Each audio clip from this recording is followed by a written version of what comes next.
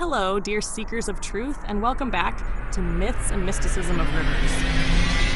Today, we unravel a deeply unsettling mystery, one that lies beneath the shimmering surface of one of the most revered rivers in the world, the sacred Ganga. In recent weeks, millions have gathered at the Grand Maha Kumbh Mela, an event often referred to as the largest peaceful congregation on Earth. The numbers this year were staggering. Over 500 million pilgrims flocked to the banks of the Ganga, to Prayagraj, where the Ganga and Yamuna meet, to take the ritual dip believed to wash away sins.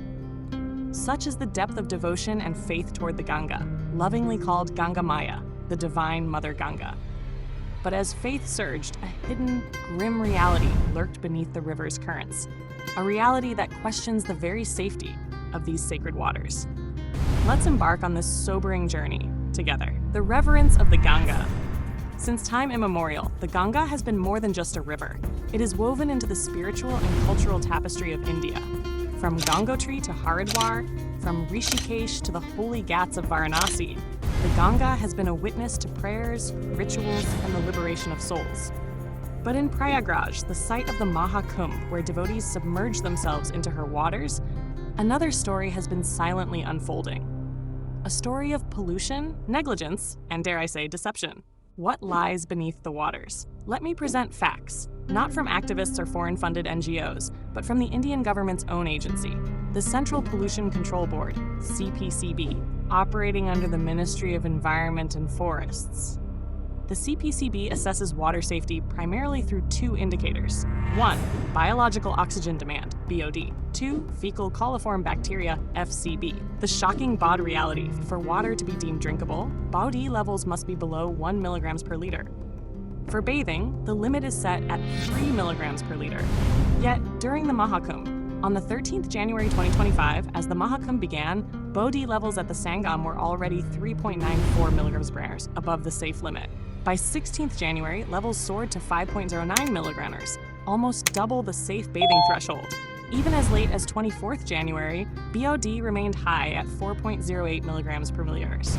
Imagine millions immersing themselves into waters deemed unfit by the government's own scientific standards. The fecal coliform crisis. Then comes the more alarming indicator: fecal coliform bacteria, microbes from human and animal waste. To be safe for bathing, the limit is 2,500 mpn per 100 milliliters. Yet, CPCB records revealed, on the 20th January, FCB levels at Sangam hit 49,000 mpn per 100 milliliters.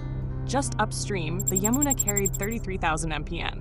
On the 4th February, readings still showed 11,000 mpn at some ghats, far beyond acceptable limits. The government's quick fix: dilution, not solution. Instead of addressing the core issue, the authorities released fresh water into the Ganga during the Mahakumbh, diluting the pollution temporarily. A cosmetic fix, masking deeper wounds. Meanwhile, toxic drains like Jandwal, Rajapur, and Salori continue to pour millions of mpn's worth of fecal bacteria into the Ganga. The CPCB itself concluded that at all monitored locations, the Ganga was not safe for bathing. A battle of reports, CPCB versus UPPCB.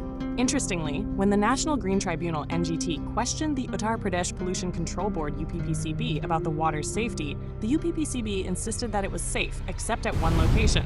But when asked for evidence, they submitted outdated reports, omitting crucial data on fecal coliform. The NGT wasn't impressed. On the 20th February, it publicly criticized the UPPCB for wasting time and hiding facts. Science manipulated? To add another twist, the UPPCB was accused of using unscientific methods to measure water quality. When independent researchers from IIT Varanasi and Banaras Hindu University tested the same sites, their results starkly differed from the government's clean data. Even the Allahabad High Court raised serious questions in 2022 about these discrepancies. Health consequences: a public health time bomb. Let's pause and consider what's at stake. Bathing in water with high fecal contamination can lead to skin infections, gastrointestinal diseases, cholera, typhoid, hepatitis. In fact, CPCB's 2022 report indicated that 70% of waterborne diseases in India stem from polluted rivers like the Ganga. Hospitals reported a surge in people returning from the Mahakumbh with vomiting, diarrhea, fevers, and respiratory illnesses. Yet some dismiss these warnings by saying, "I bathed in Ganga and felt fine." That's like claiming smoking is harmless because your grandfather lived to 100. Science doesn't rely on anecdotes. A tale of two narratives. While data painted a grim picture, the chief minister of Uttar Pradesh declared that the waters were fit for drinking and bathing. Faced with public backlash, the government leaned on another claim, a study by a scientist, Ajay Sankar, stating that Ganga's water is naturally self-purifying due to bacteriophages, viruses that kill harmful bacteria. While it's true that bacteriophages exist in Ganga's waters, independent research from IIT Delhi and the Hindu's 2021 article confirm that self-purification is no longer sufficient to counteract today's pollution levels. Despite this, Ajay Sankar's unpublished study was paraded across media and political speeches. Strangely, no journal has published his research, and no peer-reviewed paper backs his claim. Why was this vague study pushed forward instead of accepting CPCB's hard data? Was this an attempt to distract from the failure of the $400 billion Namami Gang project? The broken promise of Namami Ganga.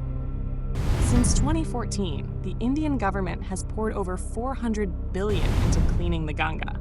Yet, CPCB data from January 2023 showed that 70% of Ganga's sites still exceed pollution limits.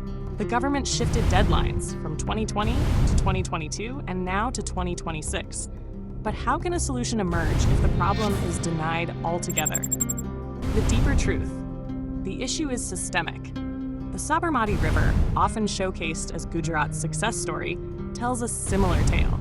While the Sabarmati riverfront looks stunning, the river itself remains one of India's most polluted. Beautification isn't purification. Real change requires stopping industrial waste, cracking down on illegal dumping, and prioritizing public health over political donations. The forgotten saint. Let's remember G.D. Agarwal, also known as Swami Jan Swarup Sanat, the IIT professor turned monk who fasted for 111 days to save Ganga.